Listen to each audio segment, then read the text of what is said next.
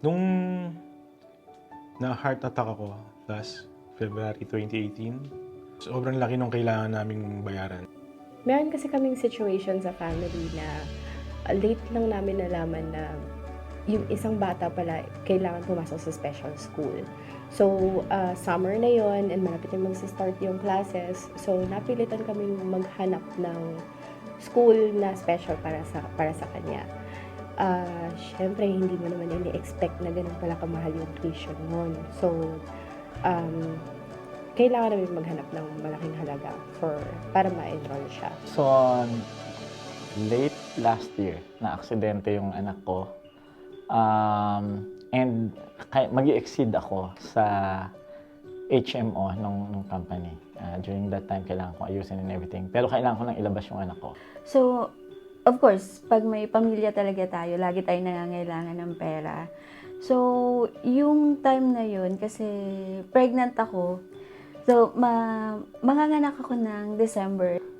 Meron kasi akong 3 anak. So, kada start ng school year, para ako nag-down payment sa isang sasakyan. So, may panahon na sunod-sunod yung mga gastos, kaya kailangan kong humiram sa co-op. Every year kasi, may dalawa kasi akong pinag-aaral na anak ko sa private school. So happen na umuupa rin ako ng apartment na nagbabayad din ako ng monthly rentals. Ang nagiging problema ko sa pera, every time na mag-i-start ng enrollment, nagre-require kasi yung school ng babayaran mo kaagad ng 50% o ng full yung tuition fee para makapag-enroll ng bata. Which is mabigat sa akin pagka sumasabay yung rent ko sa apartment, not including na rin yung mga utilities na binabayaran natin. Well, hindi ko makalimutan kasi at least nadugtungan ng buhay ko nung time na yon, and yet natulungan ako ng co-op makalabas ng ospital. Buti na lang na nandun yung co-op and it was very quick and easy para mag-submit ng application form and na-release din kaagad yung funds. So, na-enroll siya and school will start next week and ready na kami. Before, once a year lang ako umuwi ng Cebu. So, I'm here in Manila. So, when I joined Co-op 2 years ago, I was able to go home to Cebu twice a year. I reached out sa co-op and then they recommended na mag-loan ako. So, through that one na ilabas ko yung anak ko without hassle ng delay ng hospital bills. Well, ang nakikita kong benepisyo, hindi ko akalain na meron na pala akong naiipon na pera. Kasi wala ko talagang personal na ipon eh. So, hindi ko akalain meron na akong naiipon na pera sa co-op namin. Nang dahil sa co-op, nabigyan kami ng yung educational loan na kung saan pwede kang pahiramin ng co-op na makakatulong sa enrollment mo. So dahil dun sa education loan, kaysa sa poproblemahin ko pa yung iipunin kong pera para mabuo ko yung tuition fee ng anak ko, nasisecure ko na kaagad siya on the day of the enrollment. At least, nagiging cash na siya kaysa sa babayaran ko ng 50%. Kaya ang maganda doon, nagbabayad ako ng monthly na lang sa co-op, which is in turn naman, napupunta rin naman sa share capital ko yon at napapakinabangan ko dahil lumalaki yung aking savings. Co-op helped me iron out and let me sleep at night na, meron pala akong mabubunot. Sa co-op, nakakapag-ipon ka na hindi mo nararamdaman. Kagaya nun sa pag-iipon sa share capital.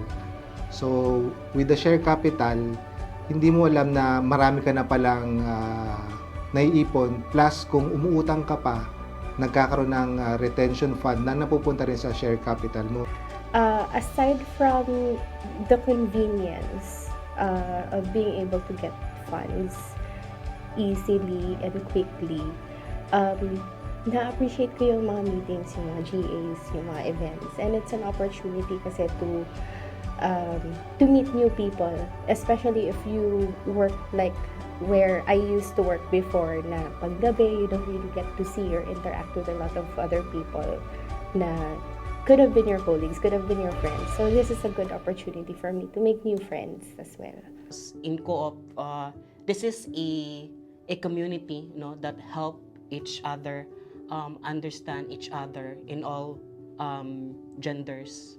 So, yun. And then, if you need savings and investment, join co-op. Tapos mag-sign up na kayo kasi maraming benefits, marami kayong makukuha. At talagang matutulungan tayo in times of financial problem talaga. Sa lahat ng hindi pa miyembro ng kooperatiba, hinihikayat ko kayo na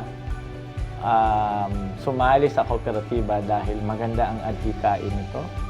At kapag naging miyembro kayo nito, para na rin kayong naging may-ari ng kumpanya kung ano man ang papasukin itong negosyo. Kasama na kayo sa paglago nito. Dahil sa co-op, kaya ko na mag-relax pagka-enrollment ang mga anak ko. Dahil sa co-op, kaya ko nang mag-travel. Dahil sa co-op, magiging panatag na inyong kalooban sa panahon ng pangangailangan. Dahil sa co-op, nakapag-save ako. Dahil sa co-op, maraming pagkakataon na mapunan ang mga pangangailangan mo. Dahil sa co-op, nakapag-ipon ako. Dahil sa co-op, may investment na ako. Dahil sa co-op, marami akong naging bagong kaibigan. Dahil sa co-op, I can live my life worry-free. Dahil sa co-op, nakapag-Korea ako. Dahil sa co-op, kaya ko na isipin ang pagre-retreat. Dahil sa co-op, kaya ko na magpa-renovate ng bahay. Dahil sa co-op, kaya ko na. Tungkol sa co-op, kaya ko na. Dahil sa co-op, kaya ko na. Dahil sa co-op, kaya ko na. Tungkol sa co-op, kaya na ako.